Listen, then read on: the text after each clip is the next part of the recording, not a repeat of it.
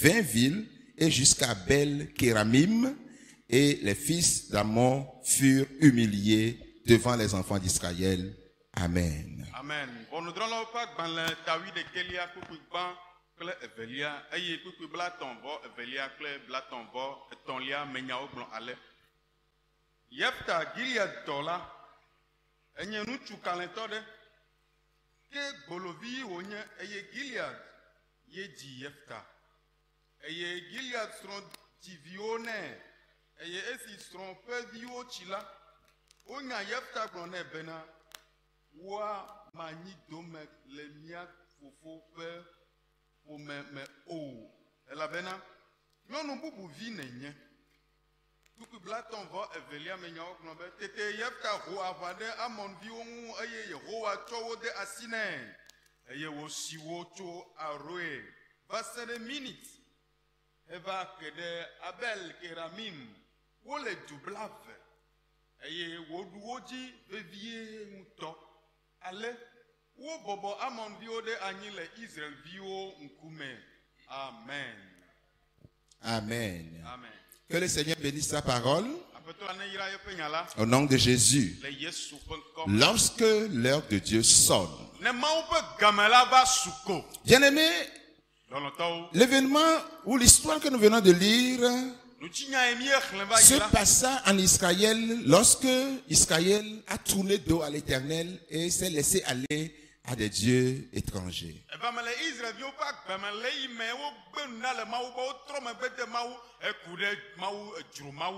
Alors un monsieur nommé Galad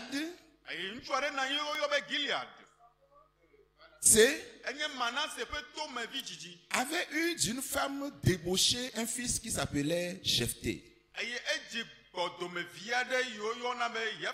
Et Galad l'éleva avec le reste de sa famille. Et puisqu'il fut d'une mère prostituée,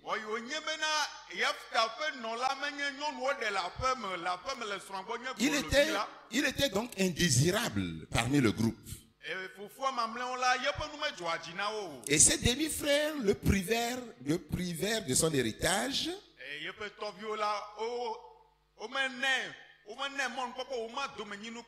Et ils le chassèrent de la maison paternelle. Alors quand il s'enfuit, l'un de ses frères, des gens aussi exclus de la société comme lui, et contraints de vivre une vie de brigand comme lui,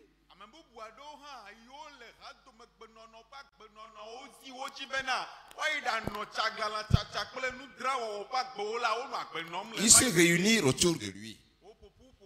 Et la Bible dit qu'il faisait des excursions.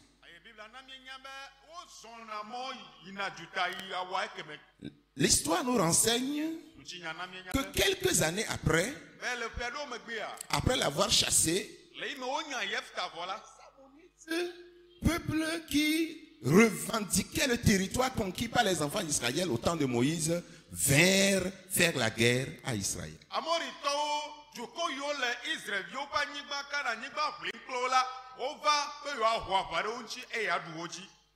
Et c'est alors que la famille de Galad, les habitants de Galad se souvinrent qu'ils avaient un demi-frère qu'ils avaient chassé.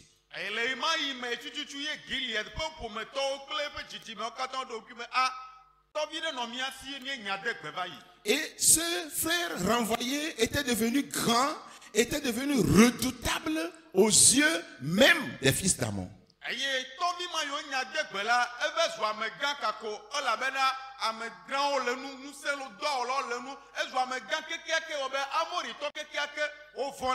Et ils réalisèrent que l'homme dont ils avaient besoin pour vaincre était le frère renvoyé Jephthé. L'heure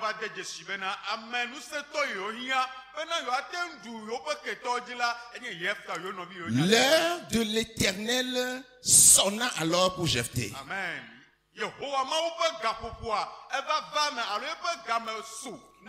Et il fut recherché par ses frères. Il fut placé à leur tête comme un juge, comme un leader.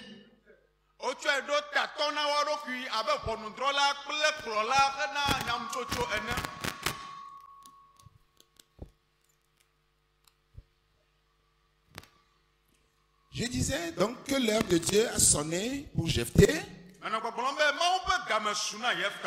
Lorsque ses frères sont entrés en eux-mêmes, lorsqu'ils se sont tournés vers l'Éternel, Dieu répondit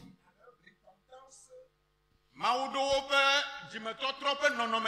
suscitant Jephthé pour leur rendre la liberté après 18 années d'oppression sous les Ammonites.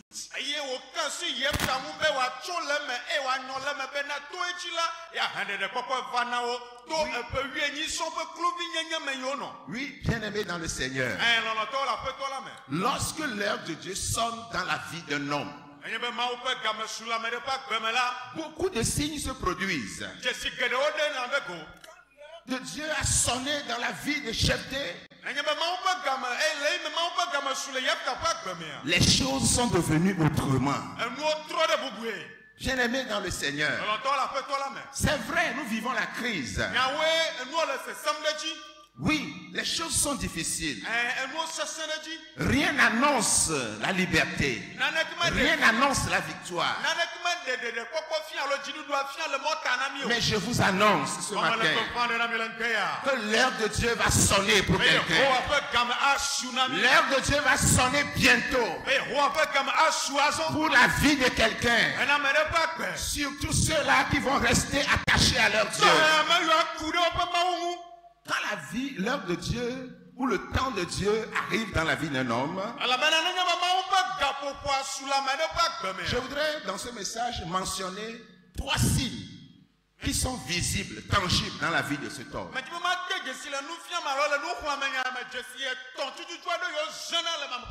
Quand le temps de Dieu a sonné dans la vie de Jephthé, le tout premier signe, c'est que ceux qui l'avaient renvoyé, ceux qui l'avaient oublié, ils se rappelèrent de lui. Oh, alléluia!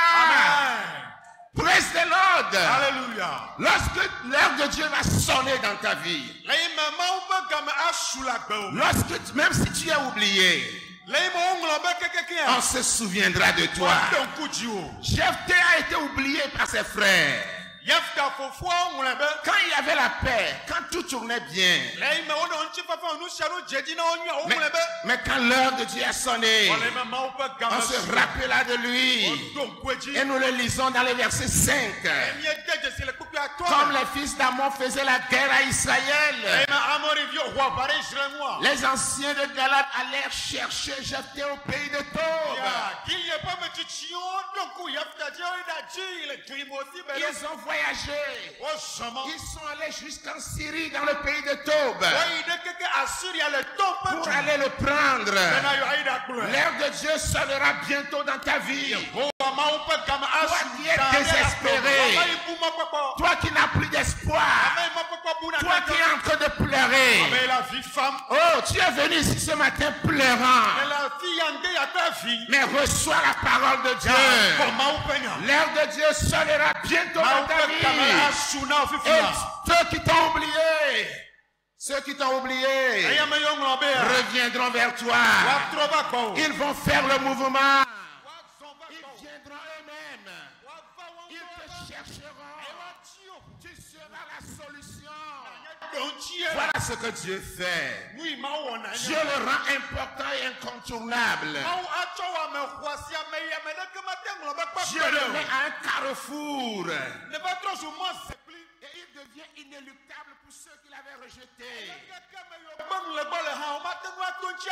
De rien, il devient grand. De rien. Jephthé est devenu grand et confirme la parole de Dieu que Samuel avait déclaré. Dans Samuel 1 Samuel 2:8,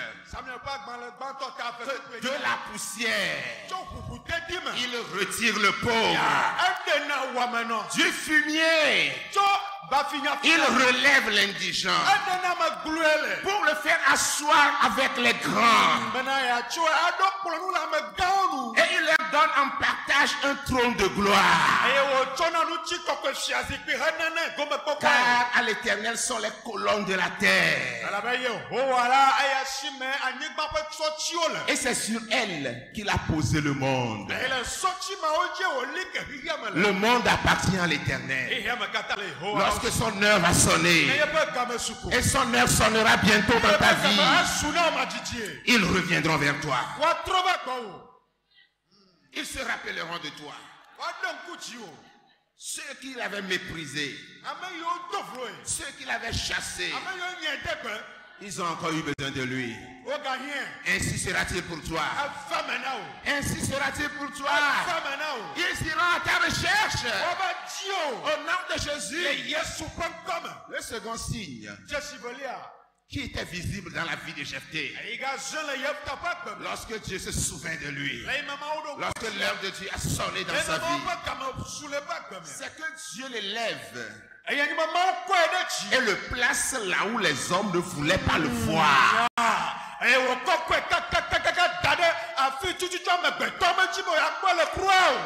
l'a élevé. En vérité, bien-aimé, la principale raison de l'exclusion de Jephthé par ses frères, c'est qu'ils étaient mordus par l'esprit de haine et de division. Ils étaient trop gourmands. Ils ne voulaient rien partager avec Jephthé. Leur argument même ne tenait pas la route. Regardez dans le verset 2 ce qu'il disait. Tu n'hériteras pas dans la maison de notre père. Et la raison maintenant, car tu es fils d'une autre femme.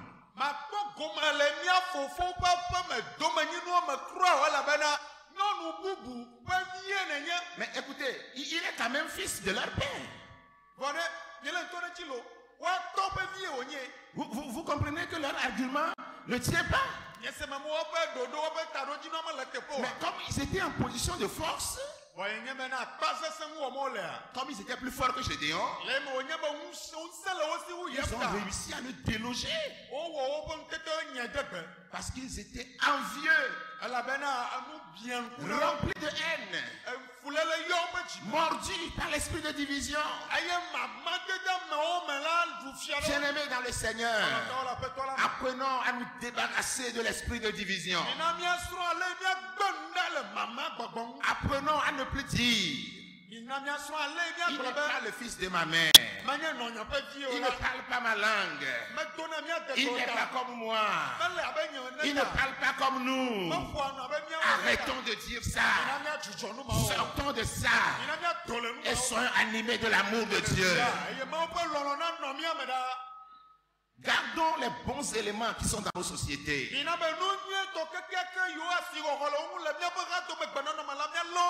bons éléments qui sont dans nos groupes, dans nos églises, gardons-les.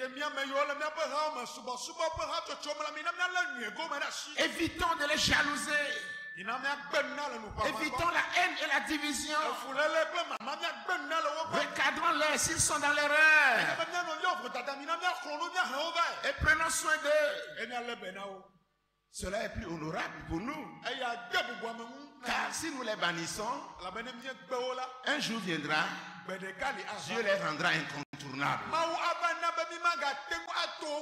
Et cela s'imposera à nous. Rappelons-nous de Joseph. Lui aussi qui a été jeté dans un puits. Ressorti du puits. Vendu aux caravaniers madianites. Revendu au marché des esclaves en Égypte. Parti en prison. Et de la prison. Lorsque l'heure de Dieu a sonné pour lui, il monta directement au trône. Lorsque l'heure de Dieu sonne dans la vie de quelqu'un, oh alléluia, là où on ne veut pas te voir, là où les hommes ne veulent pas te voir, c'est là même que Dieu va te placer. C'est là même que Dieu va te placer. Vous savez, ils ne voulaient pas que Jephthé soit leur chef. Le fils d'une autre femme. Encore prostituée. Mais je lis dans l'épisode. Dans le verset 6. Eux-mêmes, ils sont allés dire à Jephthé, viens, voilà, tu seras notre chef. Nous combattrons les fils d'Ammon. Verset 7. Jephthé répondit aux anciens de Galade. Écoutez, n'avez-vous pas eu de la haine pour moi? Ne m'avez-vous pas chassé de la maison de mon père? Pourquoi venez à moi maintenant? Maintenant que vous êtes dans la détresse. Le verset 8. Les anciens de Galade dirent à Jephthé, nous revenons à toi maintenant, afin que tu marches avec nous, que tu combattes les fils d'Ammon, et que tu sois notre chef. Non seulement notre chef à nous seuls, mais tu seras le chef de tous les habitants de Galade.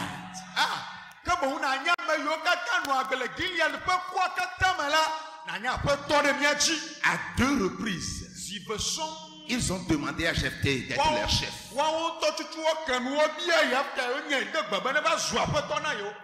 Comme c'est arrivé dans la vie de Jephthé. Comme c'est arrivé dans la vie de Jephthé.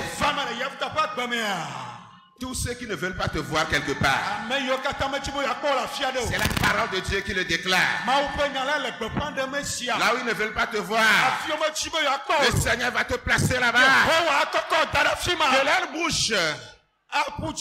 De leur bouche, avec leur propre bouche, ils le déclareront. Que, ah non, maintenant là, nous sommes revenus. Non, laisse tomber. Nous sommes là. Sois notre chef. Qu'il en soit ainsi pour quelqu'un. Au nom de Jésus-Christ. Ils n'ont pas voulu aussi le voir remporter de grandes victoires. Ce qu'ils ont voulu, c'est que Jephthé soit le plus minable parmi eux.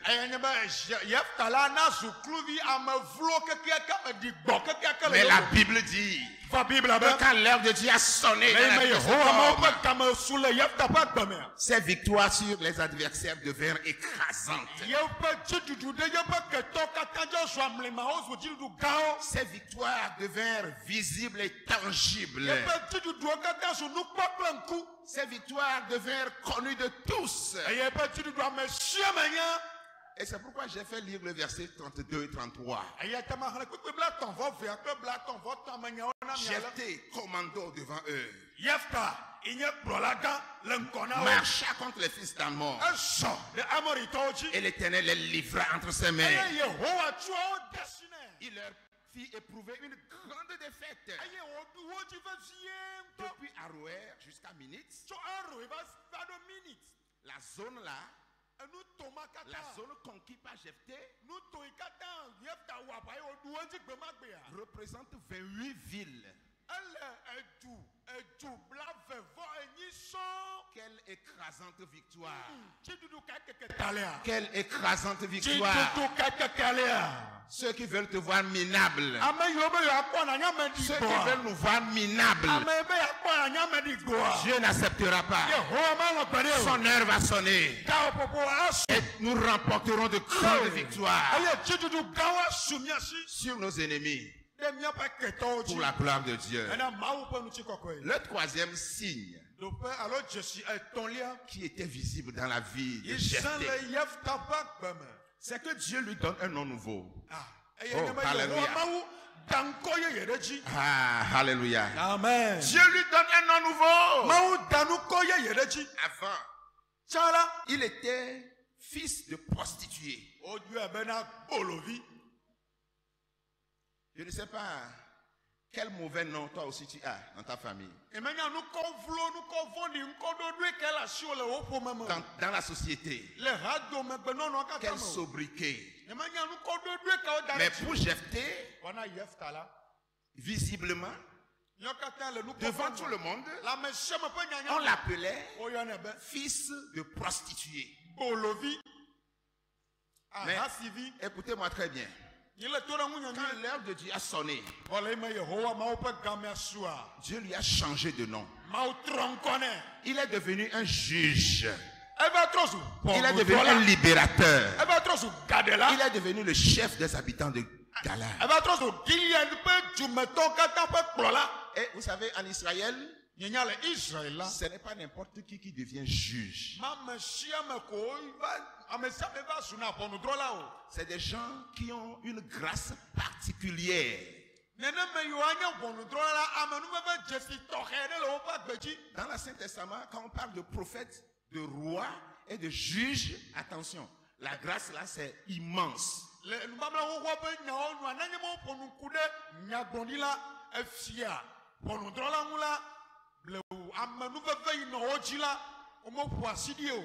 Mais Jephthé est rentré dans le cercle fermé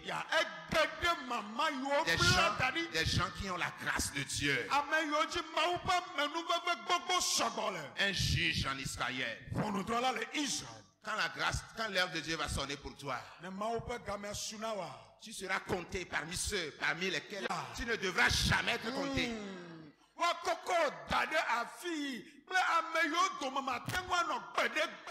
Non, il est devenu juge là. Libérateur de tout le peuple d'Israël, y compris ses frères qui l'ont rejeté.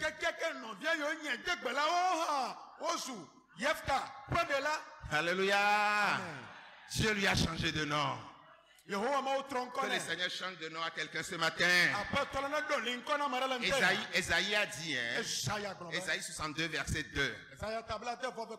Alors les nations verront ton salut et tous les rois ta gloire. Et l'on t'appellera d'un nom nouveau que la bouche de l'Éternel déterminera. Oh,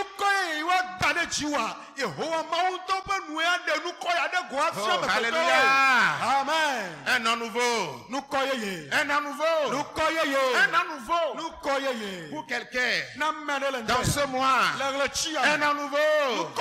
Pour quelqu'une dans cette année. Un nom nouveau. Rempli de gloire. Qu'il en soit ainsi pour toi. En somme, bien-aimés, la vie réserve toujours des surprises. Le bâtard d'aujourd'hui pourrait être un chef demain. Le dernier d'aujourd'hui peut devenir le premier demain. Alors attention, veillons sur nous-mêmes. Aimons tout le monde. Autant que cela dépendra de nous, faisons de notre possible pour que le prochain soit béni, pour que le prochain soit épanoui à cause de nous. Ce matin, êtes-vous rejeté?